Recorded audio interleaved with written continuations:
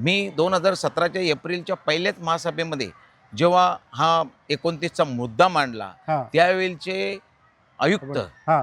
माननीय जयस्वाल साहेब हां. खूप स्ट्रिक्ट होते, या लोकांना माहीत होते. हां. मी हा माझ्या 29चा मुद्दा मांडल्याच्या नंतर बरेचसे नगरसेवक सहकारी आमचे म्हणाले की बाबाजी पाटील हे जयस्वाल साहेब आहेत, ते खूप स्ट्रिक्ट आहेत आणि तुम्ही यांच्यावर पहिल्याच मीटिंगमध्ये एवढा फंदा जर घेतला हां. तर तुम्हाला ते खूप अडचणीचं होईल. हां. म्हटलं अडचणीचं का होईल? हां. मी लोकप्रतिनिधीमधून निवडून आलेलो आहे बरोबर आहे. आणि मी माझ्या प्रभागाच्या विकासासाठी हा मुद्दा मांडत आहे.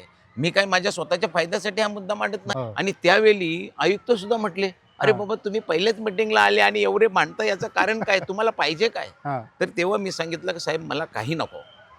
मला फक्त माझ्या प्रभाग क्रमांक 29 मध्ये आपला दौरा पाहिजे, पाहणी करायला पाहिजे. हं. का महानगरपालिका होऊन हां. आज 32 वर्ष झाली आणि बरोबर. 32 वर्षाच्या महानगरपालिकेच्या कालावधीमध्ये महानगरपालिकेने शील देसाई विभागासाठी किती कार्यक्रम केलेलं आहे, किती काम केलेलं आहे, ते पाहणी करायसाठी तुमचा दौरा पाहिजे. बरोबर. आणि त्यावेळी ताबडतोब कुठल्याही क्षणाचा विलंब न लावता माननीय आयुक्त साहेबांनी सांगितलं की बाबा, येणाऱ्या पुढच्या गुरुवारी आपण भेटू.